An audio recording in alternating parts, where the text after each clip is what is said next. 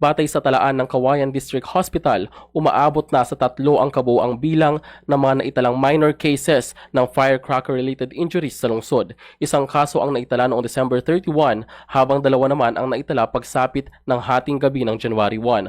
Samantala, 3 rin na New Year babies ang naitalang ipinanganak sa Cauayan District Hospital nitong umaga ng Enero 1, ngunit wala pa ring nailalabas na karagdagang impormasyon ukol dito sa mga sanggol at sa mga ina na ayon sa ospital ay kasalukuyan pang nagpapahinga at nagre-recover matapos ang panganganak.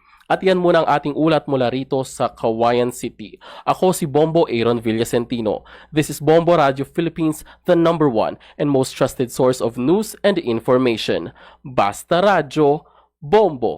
DZNC. Alright.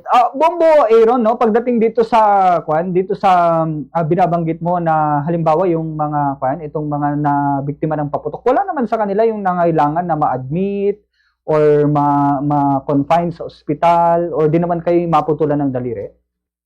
Yes, Bombo Kervin, no? Batay sa pakikipag-usap natin sa mga ilang personnels sa CDH ay wala namang malubhang kaso na naitala sa firecracker-related injuries. 3 rito ay minor burns lamang sa mga ibang bahagi ng katawan katulad ng kamay at ng binti.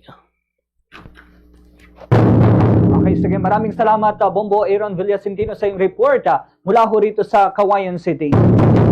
Basta Radio Bombo!